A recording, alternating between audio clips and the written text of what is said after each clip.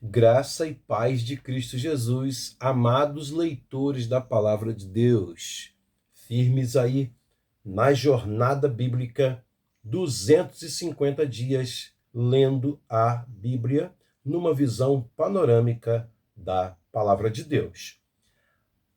A nossa 23ª passagem bíblica que vamos ler é bastante significativa. Ela está fazendo parte desse início da nação de Israel. Estamos vendo uma nação nascer. Lemos até ontem todo esse processo de redenção do povo da escravidão do Egito. Agora, livres, porém peregrinos pelo deserto, eles chegam ao pé do Monte Sinai, onde receberão do Senhor as leis sagradas que conduzirão a sua vida como nação escolhida de Deus. No episódio de hoje, Êxodo capítulo 18, nós vamos encontrar uma situação muito interessante. E olha, irmãos, é uma situação que muitos poderão, ao ouvir, dizer, mas o que isso tem a ver com a minha salvação em Cristo? De que forma essa passagem se encaixa, né, nesse enredo da salvação da humanidade? Pois bem, o que vamos hoje aqui testemunhar na nossa leitura é algo muito especial que não marcou só Moisés e a comunidade de Israel. Mas aqui nasce um princípio de liderança, um princípio administrativo que vai marcar praticamente todas as corporações humanas daí por diante. Sejam empresas, sejam igrejas, sejam famílias, tá? Ou mesmo pequenos empreendimentos. Um princípio que é o de delegação de autoridade, delegação de tarefas. E digo mais, graças a esse conselho sábio, que o sábio Moisés teve a humildade, né, de absorver e seguir, é que nós temos hoje aqui a Torá, os 5 livros da lei, Gênesis, Êxodo, Levítico, Números e Deuteronômio. Os irmãos vão entender no final por que eu estou dizendo isso, tá? Vamos então? Conselho de sogro é o tema da nossa meditação de hoje, lendo aqui Êxodo 18. Sim, sogro, como se não bastasse, né? Essa passagem, tudo isso que falamos, né? Essa passagem bíblica ainda vai defender a figura, muitas vezes incompreendida, né, do pai e do cônjuge, né? E o que dizer, então, da mãe do cônjuge, né? Essa aí, então, é altamente incompreendida. Para você que não via muito valor no papel do sogro, da sogra, hoje a palavra de Deus vai mudar a sua opinião. Vamos, então? A visita de Jetro, Êxodo 18. Jetro, também chamado Reuel, tá? Lá no capítulo 3 de Êxodo, sacerdote de Midian e sogro de Moisés. Ele era sacerdote, como eu já expliquei para os irmãos, do nosso Deus, tá? Porque Midian, o ancestral daquela terra, que ficava ali próxima do Monte Sinai, havia sido filho de Abraão com a sua concubina Quetura. Portanto, há um parentesco com o povo de Israel, e os midianitas primitivos, pelo menos, seguiam a fé no Deus de Abraão, seu antepassado comum com Israel. Então, Jetro é sacerdote do nosso Deus, ali em Midian. Quando ele soube tudo que Deus tinha feito por Moisés e pelo povo de Israel, como o Senhor Deus havia tirado Israel do Egito, Moisés tinha mandado Zípora, sua mulher, para a casa do seu sogro Jetro, desde o capítulo 4, né? quando aconteceu aquele episódio lá, né, da hospedaria, que a recebeu com os seus 2 filhos. Um deles chamava-se Gerson, pois Moisés dissera: tornei-me imigrante em terra estrangeira. Gerson quer dizer isso, né? Imigrante. E o outro chamava-se Eliezer, pois dissera: o Deus do meu pai foi o meu ajudador. Eliezer é Deus ajuda. Livrou-me da espada do faraó. Jetro, sogro de Moisés, veio com os filhos e a mulher de Moisés encontrá-lo no deserto, onde estava acampado, perto do monte de Deus, que é chamado de Horebe ou Sinai. E Jetro mandou dizer-lhe: eu, seu sogro Jetro, estou indo encontrá-lo, e comigo vão sua mulher e seus 2 filhos. Então Moisés saiu ao encontro do sogro, curvou-se e beijou-o. Olha quanta honra, quanto respeito, meus irmãos. A verdadeira relação genro-sogro é uma relação de segundo pai e segundo filho, né? Que lindo isso aqui. Trocaram saudações e depois entraram na tenda. Então Moisés contou ao sogro tudo quanto o Senhor tinha feito ao faraó e aos egípcios por amor a Israel, e também todas as dificuldades que tinham enfrentado pelo caminho, e como o Senhor os livrara. Até aqui, eles já passaram por aquelas águas amargas de Mara, o ataque dos amalequitas, né? Teve a água que saiu da rocha, né? Então, várias situações já aconteceram aqui. Jetro alegrou-se ao ouvir todas as coisas boas que o Senhor tinha feito a Israel. Destaco aqui a frase, por amor a Israel, né, irmãos, no versículo 8. Tudo é um ato de amor de Deus pelo seu povo. Libertando-o das mãos dos egípcios, disse Jetro: bendito seja o Senhor, que libertou vocês das mãos dos egípcios e do faraó, que livrou o povo das mãos dos egípcios. Agora sei que o Senhor é maior do que todos os outros deuses. É interessante Jetro dizer isso, irmãos, porque ele é sacerdote de Deus desde os seus antepassados. Mas ele está testemunhando a entrada em Midian de deuses estranhos que vêm de Canaã. Mais adiante, lá em Números, o povo de Israel vai passar apuros com os midianitas por causa de idolatria, né? E Jetro também sabe da fama dos deuses do Egito, né? E Deus os superou a todos. E ele continua aqui: pois ele os superou, exatamente naquilo de que se vangloriavam.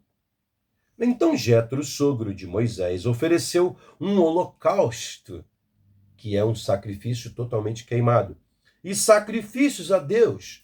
E aí são sacrifícios onde os adoradores também participam, né? Comem junto. E Arão veio com todas as autoridades de Israel para comerem com o sogro de Moisés na presença de Deus.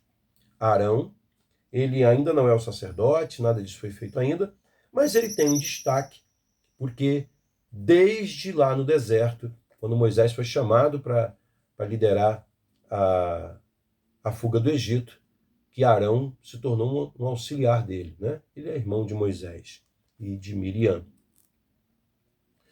O conselho de Jetro. No dia seguinte, Moisés assentou-se para julgar as questões do povo, e este permaneceu em pé diante dele, o povo em pé diante de Moisés, né? Desde a manhã até o cair da tarde. Quando o seu sogro viu tudo que ele estava fazendo pelo povo, disse: o que é que você está fazendo? Por que só você se assenta para julgar e todo este povo espera em pé, desde a manhã até o cair da tarde? Moisés lhe respondeu: o povo me procura para que eu consulte a Deus. Toda vez que alguém tem uma questão, esta me é trazida, e eu decido entre as partes e ensino-lhes os decretos e leis de Deus. Que decretos e leis de Deus são esses, irmãos? Se ainda não tem nada escrito ainda, tá? Deus ainda não entregou os 10 mandamentos, mas aqui está se falando das antigas tradições que desde a época de Abraão o povo vem praticando, né? Diante de Deus, eles já entendiam isso como decretos de Deus, tudo aquilo que Deus tinha mandado através de Abraão. Por exemplo, né, a circuncisão, né, é um exemplo disso. Respondeu o sogro de Moisés: o que você está fazendo não é bom. Você e o seu povo ficarão esgotados, pois essa tarefa lhe é pesada demais, Moisés. Você não pode executá-la sozinho. Agora ouça-me. Eu lhe darei um conselho, e que Deus esteja com você. Seja você o representante do povo diante de Deus, e leve a Deus as suas questões. Oriente-os quanto aos decretos e leis, mostrando-lhes como devem viver e o que devem fazer.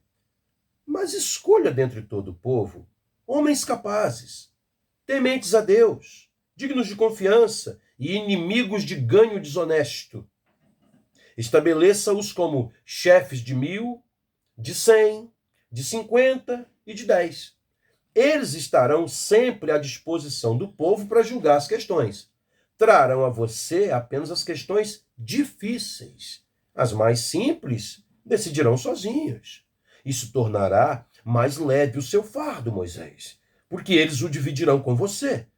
Se você assim fizer, e se assim Deus ordenar ou confirmar, né, você será capaz de suportar as dificuldades, e todo este povo voltará para casa satisfeito. Moisés aceitou o conselho do sogro e fez tudo como ele tinha sugerido. Escolheu homens capazes de todo Israel e colocou-os como líderes do povo, chefes de 1.000, de 100, de 50 e de 10. Estes ficaram como juízes permanentes do povo. As questões difíceis levavam a Moisés. As mais simples, porém, eles mesmos resolviam. Então Moisés e seu sogro se despediram e este voltou para a sua terra. Meus irmãos, que conselho sábio! Eu disse para os irmãos que aqui estamos diante de um princípio de liderança, um princípio administrativo que passou a ser preponderante para o sucesso de muitas corporações em todo o mundo, inclusive igrejas, famílias, empresas, né? A divisão de autoridade e tarefas, a divisão por setores, né? Para que os chefes de setor possam cuidar das questões mais simples, sempre supervisionados pelo líder maior, né? E levando a ele apenas os casos mais graves. E tudo começa com a frase de Reuel, né? De Jetro: você é o representante de Deus com o povo, né? Então Moisés levava a Deus as questões, orava por aqueles líderes setoriais, cuidava deles pessoalmente, e eles então cuidavam do povo, né? Como que isso tem sido fundamental ao longo dos tempos, né, irmãos? Essa divisão setorial aí de trabalho. Eu disse lá atrás que isso deve ter sido preponderante para a gente poder ter hoje a Torá na nossa mão. Por quê? Irmão, se Moisés tivesse continuado com aquele ritmo, né, de ficar de manhã até cair da tarde atendendo o povo um por um, né, causas pequenas ou causas grandes, às vezes há questões tão pequeninas, tão mesquinhas, que tiram a paciência até, né, são um desafio para a emoção, para a paciência mesmo, né, do líder. Irmãos, eu não sei se Moisés ia suportar viver até 120 anos, não, né? E também não sei se ele teria tempo para escrever Êxodo, Levítico, Números, Deuteronômio, Gênesis. Provavelmente ele já tinha escrito boa parte antes, né? Escrever Jó, o livro de Jó também foi escrito por Moisés. Então a gente não teria aí alguns dos livros mais significativos da Bíblia, se não fosse esse conselho de Jetro. Conselho de sogro. Vale a pena. Você que é sogro aí, seja como Jetro. Seja um segundo pai na vida do seu genro, da sua nora. Lhes dê conselhos de pai, conselhos sábios. Jetro, conselho de sogro. É um perfil, né, que Philip Yancey e Tim Stafford, no seu guia de viagem da Bíblia de Estudo Facilitado, vão compartilhar com a gente hoje. Preste atenção então na leitura. Se há algo com que um homem recém-casado pode contar por parte do seu sogro, são conselhos.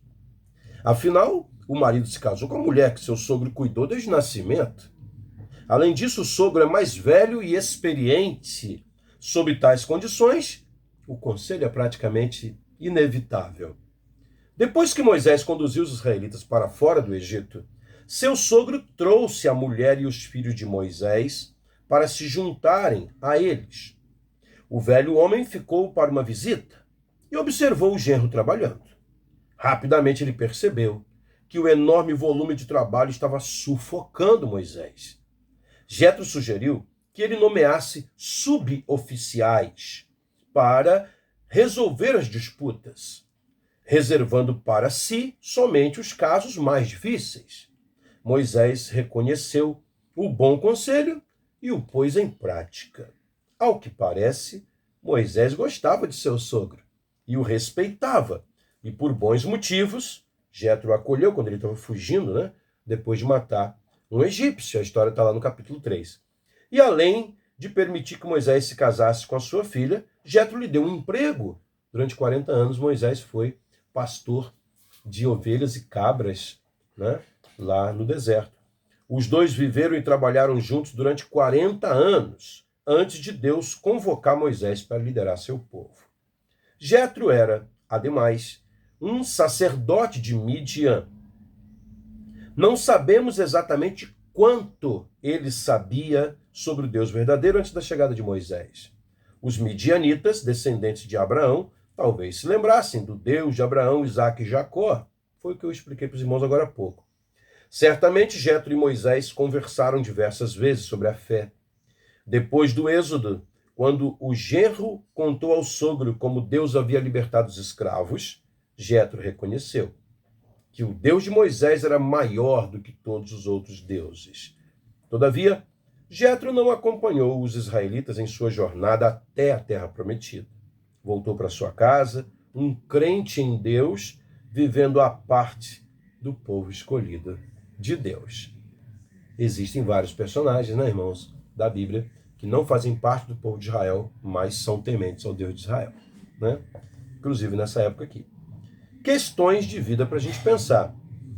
Consegue pensar num conselho que se mostrou particularmente útil para você? Qual foi esse conselho? E por que ele foi benéfico para você?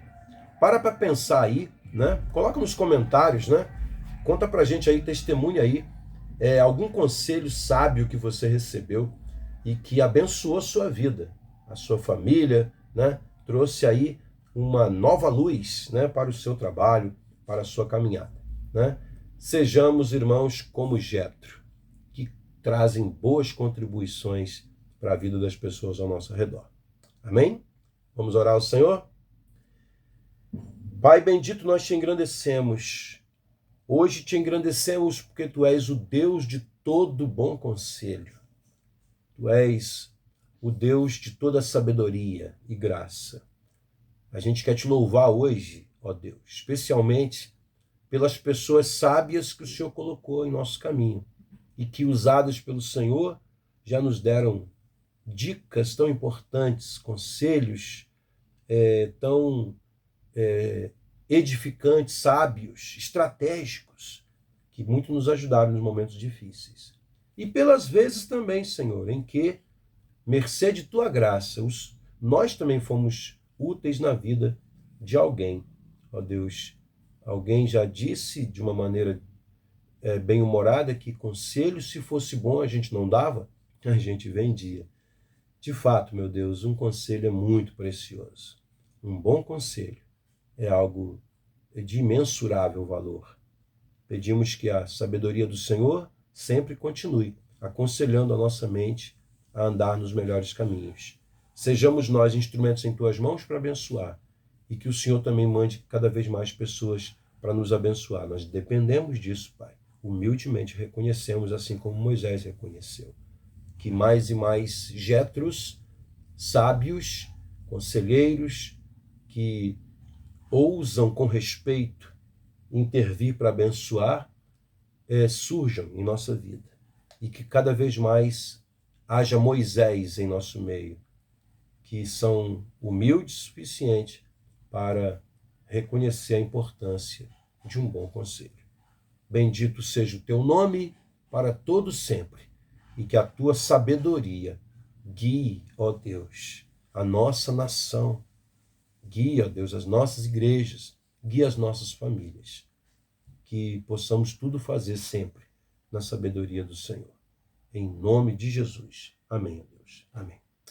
Que Deus abençoe, meus irmãos, a todos, e até a nossa próxima leitura, quando vamos, finalmente, tratarmos dos famosos 10 mandamentos, as leis básicas, os direitos fundamentais estabelecidos por Deus para a nova nação de Israel, a nação da qual virá o Messias.